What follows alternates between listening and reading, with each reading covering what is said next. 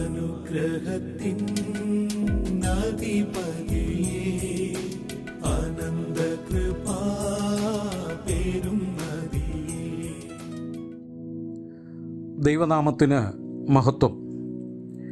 എഡിഫയിങ് തോട്ട്സിലൂടെ ശ്രദ്ധിക്കുന്ന എല്ലാ പ്രിയപ്പെട്ടവർക്കും കർത്താവായ യേശുക്രിസ്തുവിൻ്റെ അതുല്യനാമത്തിൽ സ്നേഹ അഭിവാദനങ്ങൾ അറിയിക്കുന്നു.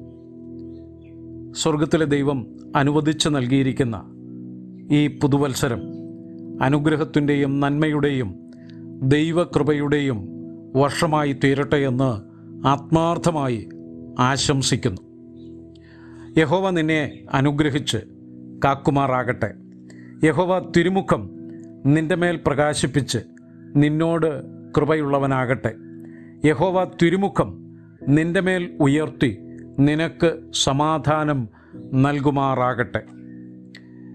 സ്വർഗത്തിലെ ദൈവം ഓരോ ദിനരാത്രങ്ങളും വർഷങ്ങളും നമ്മുടെ ജീവിതത്തിൽ അനുവദിക്കുമ്പോൾ ദൈവമഹത്വത്തിനായുള്ള ലക്ഷ്യമാണ് നമ്മുടെ ഉള്ളങ്ങളിൽ ദൈവം നൽകുന്നത്.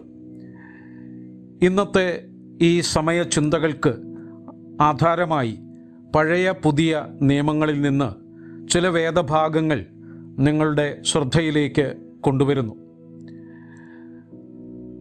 സദൃശവാക്യങ്ങൾ 30-ാം അധ്യായം 2 മുതൽ 9 വരെയുള്ള വാക്യങ്ങൾ. സംവത്സരങ്ങൾക്ക് അവസാനമില്ലാത്ത ദൈവം ആകാശഭൂമി സൃഷ്ടിപ്പിനെ തുടർന്ന് ആകാശവിതാനത്ത് വെളിച്ചങ്ങളെ കാലം, ദിവസം, സംവത്സരം എന്നിവ തിരിച്ചറിയുവാനായി സൃഷ്ടിച്ചു. മനുഷ്യൻ്റെ പാപവും അതിനെ തുടർന്നുള്ള അനുഭവങ്ങളും നാം ശ്രദ്ധിച്ചാൽ മനുഷ്യൻ്റെ ആയുസ് നിയന്ത്രിതമായി. നിശ്ചയമില്ലാത്ത സന്ദർഭത്തിൽ മനുഷ്യജീവിതം സമാപിക്കും. ഈ ചിന്തയോടെ മരണാനന്തര ശിക്ഷയുടെ ഭയവും ഉള്ളവനായി മനുഷ്യജീവിതം തുടരുന്നു.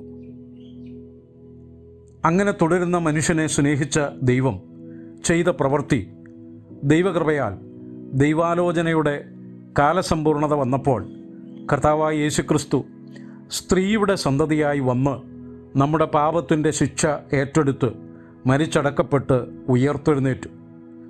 വിശ്വസിക്കുന്നവരെ മരണഭയത്തിൽ നിന്ന് മോചിപ്പിച്ചു, ദൈവമക്കളാക്കി.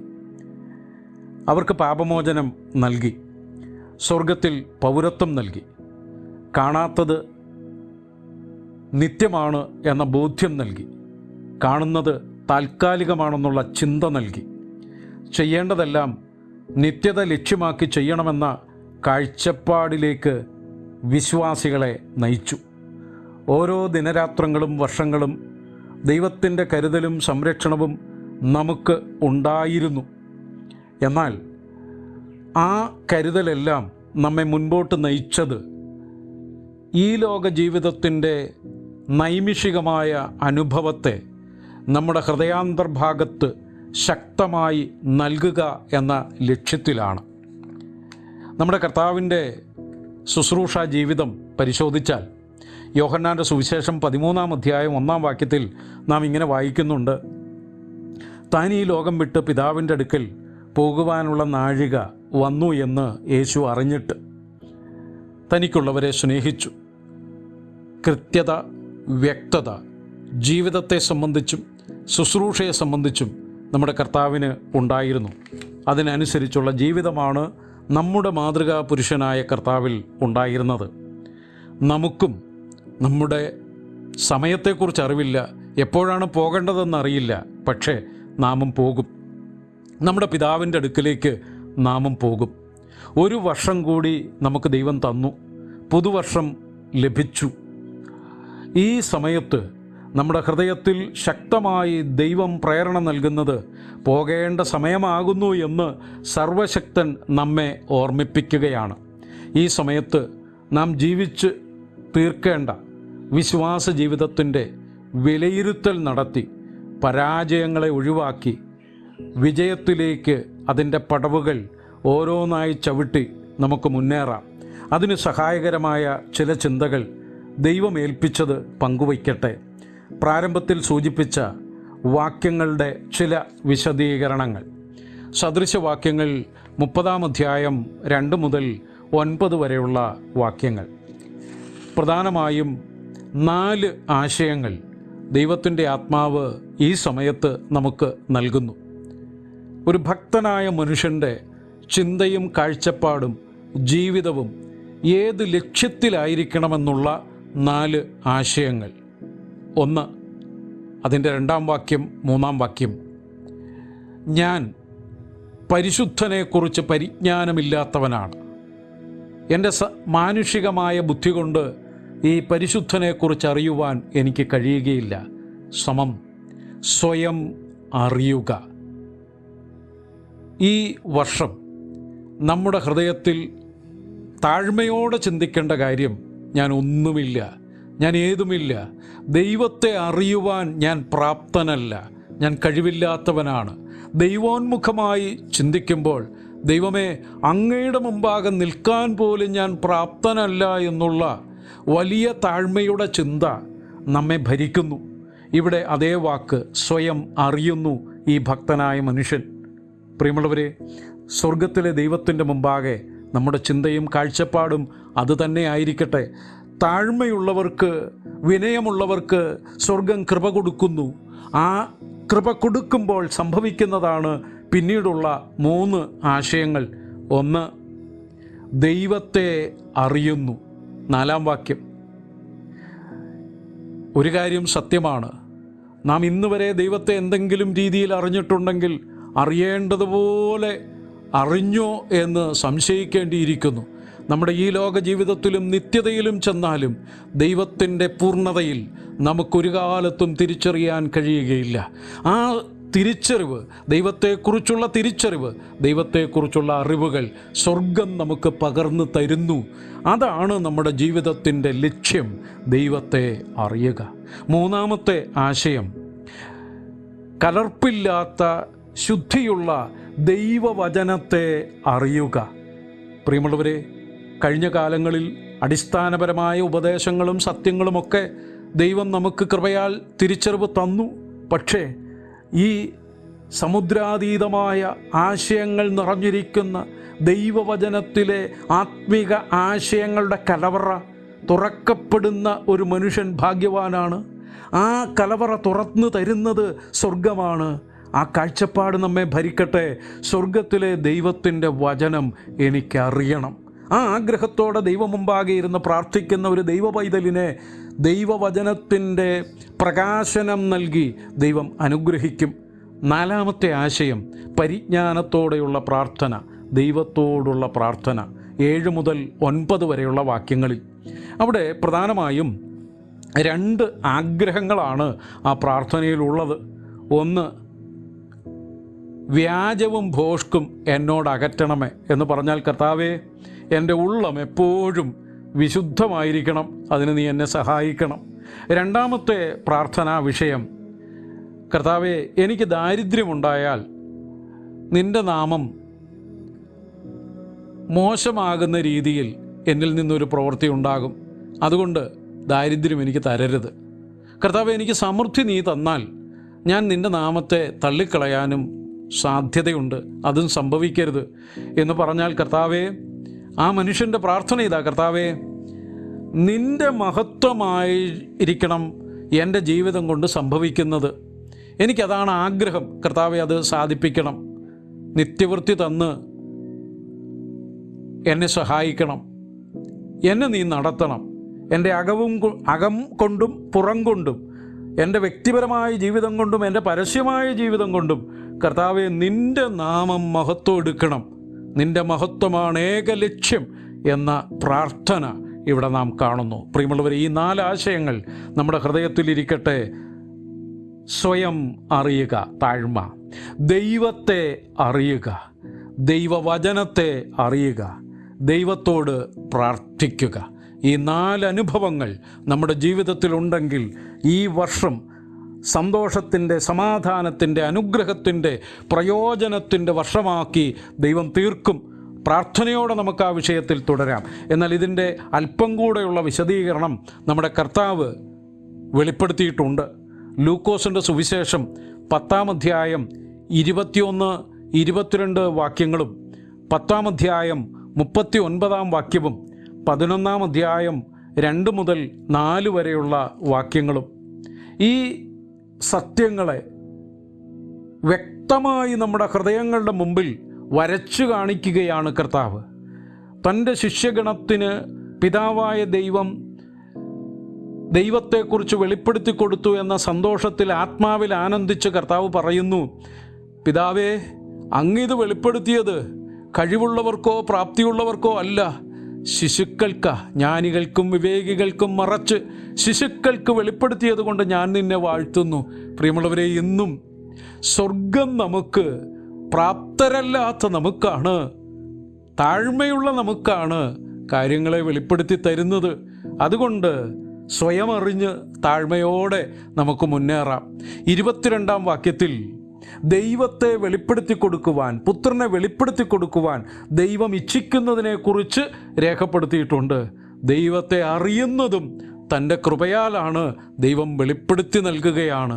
പ്രിയമുള്ളവരെ, ഈ കർത്താവിനെ അറിയുവാൻ, ആവോളം അറിയുവാൻ എപ്പോഴും സന്നദ്ധരായി നമുക്ക് തുടരാം. 39-ാം വാക്യത്തിലേക്ക് വരുമ്പോൾ ദൈവവചനമറിയുന്ന കാര്യത്തെക്കുറിച്ചാണ് രേഖപ്പെടുത്തിയിരിക്കുന്നത്.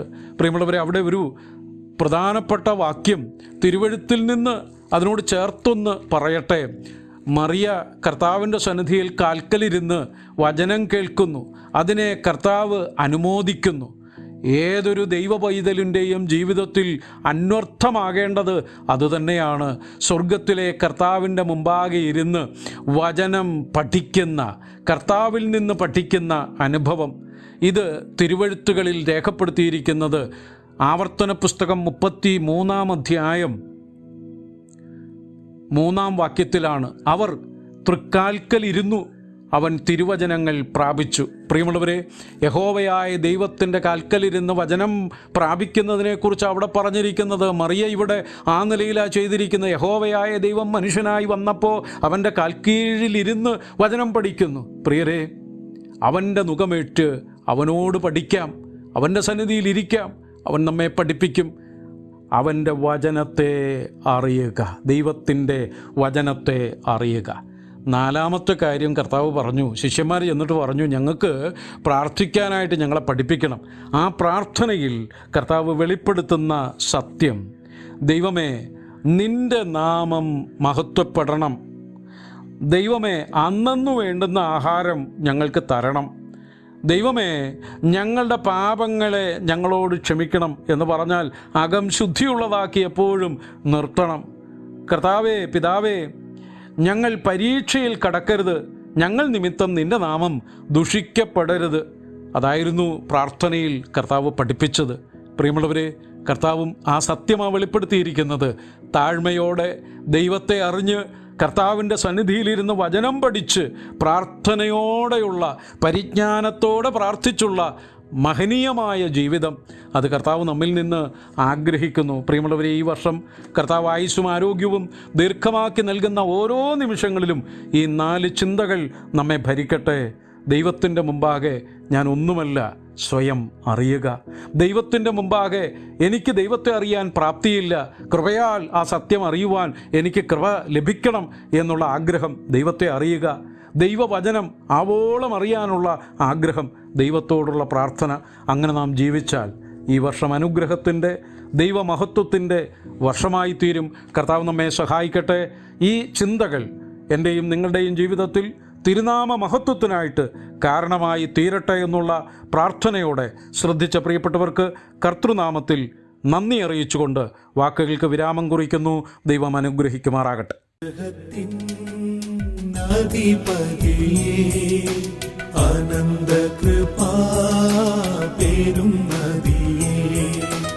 അനുദിനം നിൻ പാദം ഗതിയേ, അഴിയനു നിൻ കൃപമതിയേ. അനുദിനം നിൻ പാദം ഗതിയേ, അഴിയനു നിൻ കൃപമതിയേ. വന്ദിനകൾ വന്നിടുകിൽ വലയുകയിൽ ഹൃദയം. വല്ലഭൻ നീ എന്നഭയം വന്നിടുമോ പിന്നെ ഭയം വല്ലഭൻ നീ എന്നഭയം വന്നിടുമോ പിന്നെ ഭയം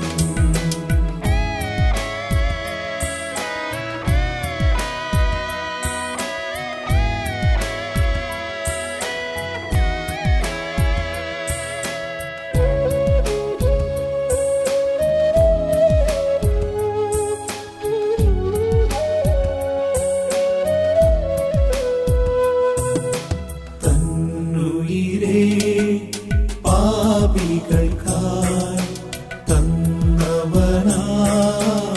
തന്നവനാമീനിയും തള്ളിടുമോ ഏഴയനെ തീരുമോ നിൻ സ്നേഹമെന്നിൽ തള്ളിടുമോ ഏഴയനെ തീരുമോ നിൻ സ്നേഹമെന്നിൽ തിരുകരങ്ങൾ തരുന്ന നല്ല ശിക്ഷയിൽ ഞാൻ പതറുകില്ല മക്കളെങ്കിൽ ശാസനകൾ സ്നേഹത്തിൻ പ്രകാശനങ്ങൾ മക്കളെങ്കിൽ ശാസനകൾ സ്നേഹത്തിൻ പ്രകാശനങ്ങൾ